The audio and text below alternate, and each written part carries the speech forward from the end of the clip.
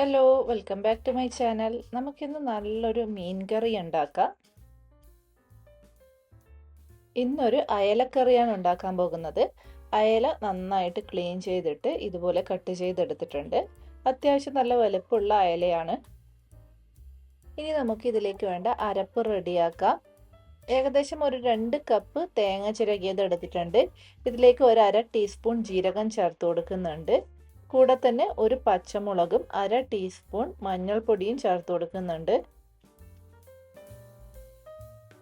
എന്നിട്ട് ഇത് ആവശ്യത്തിന് വെള്ളവും ചേർത്ത് നല്ല പേസ്റ്റ് രൂപത്തിൽ അരച്ചെടുക്കാം. അപ്പോൾ ഇത് മീൻകറിയിലേക്ക് വേണ്ട അരപ്പ് റെഡി ആയിട്ടുണ്ട്. ഇനി ഈ ഒരു മൺചട്ടിയിലാണ് നമ്മൾ മീൻകറി ഉണ്ടാക്കാൻ പോകുന്നത്. മൺചട്ടി ചൂടാകുമ്പോൾ അതിലേക്ക് 2 ടേബിൾ സ്പൂൺ വെളിച്ചെണ്ണ ഒഴിച്ചു കൊടുത്തിട്ടുണ്ട്. ഇനി എണ്ണ ചൂടാകുമ്പോൾ അതിലേക്ക് 1/2 ടീസ്പൂൺ ജീരകം ചേർത്ത് കൊടുത്തിട്ടുണ്ട്. ഇതിലേക്ക് 1/2 ടീസ്പൂൺ ഉലുവ കൂടി ചേർത്ത് കൊടുക്കുന്നുണ്ട്.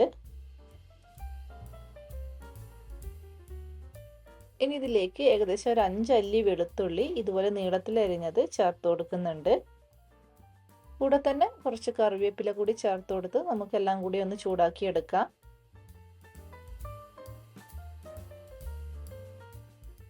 ഇനി ഇതിലേക്ക് നമുക്ക് മസാലപ്പൊടികൾ ചേർത്ത് കൊടുക്കാം.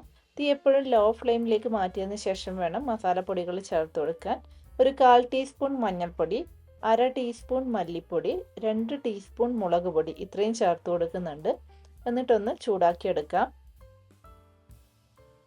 മൺചട്ടി ആയതുകൊണ്ട് തന്നെ പൊടികൾ കരിഞ്ഞു പോകാതിരിക്കാൻ പ്രത്യേകം ശ്രദ്ധിക്കണം.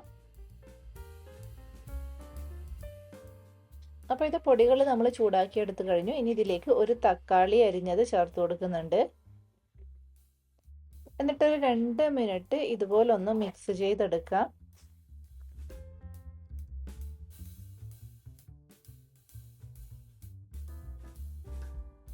ഇനി ഇതിലേക്ക് നമ്മൾ അരച്ചു വെച്ചിരിക്കുന്ന അരപ്പ് ചേർത്ത് കൊടുക്കാം. നമ്മൾ തേങ്ങ അരച്ചെടുത്ത് മിക്സിയുടെ ജാറിലേക്ക് ഏകദേശം ഒരു 1/2 കപ്പ് വെള്ളം കൂടി ചേർത്ത് കൊടുത്ത് ഈ ഒരു ചട്ടിയിലേക്ക് ഒഴിച്ചു കൊടുക്കുന്നുണ്ട്.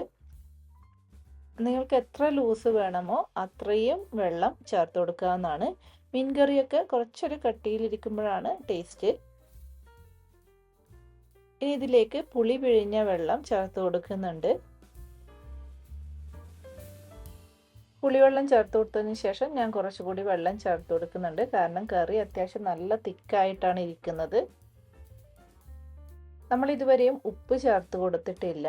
ഇനി ഇതിലേക്ക് ആവശ്യത്തിനുള്ള ഉപ്പ് കൂടി ചേർത്ത് കൊടുക്കാം.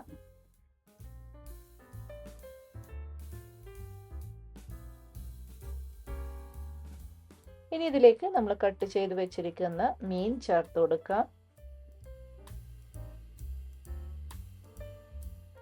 അപ്പോൾ മീൻ മുഴുവനായിട്ടും ചേർത്ത് കൊടുത്തതിന് ശേഷം ഇതുപോലെ അടച്ചു വെച്ച് ഒന്ന് വേവിച്ചെടുക്കാം. അപ്പോൾ ഇത് ഏകദേശം ഒരു 15 മിനിറ്റൊക്കെ കഴിഞ്ഞു.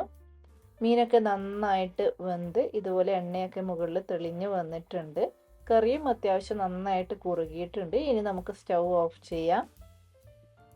ഈ ഒരു രീതിയിൽ മീൻ കറി ഉണ്ടാക്കിയിട്ട് എനിക്ക് നന്നായിട്ട് ഇഷ്ടപ്പെട്ടിട്ടുണ്ട്. അപ്പോൾ അയലക്ക് പകരം ഏത് മീൻ വെച്ച് നിങ്ങൾക്ക് ഈ ഒരു രീതിയിൽ മീൻ കറി ഉണ്ടാക്കിയെടുക്കാം. അപ്പോൾ എല്ലാവരും ഈ ഒരു രീതിയിൽ മീൻ കറി ഉണ്ടാക്കി നോക്കണം. എന്നിട്ട് അഭിപ്രായങ്ങൾ കമൻറ്റ് ചെയ്ത് അറിയിക്കണം. വീണ്ടും പുതിയ റെസിപ്പിയുമായി അടുത്ത വീഡിയോയിൽ കാണാം. അതുവരേക്കും ബൈ ബൈ.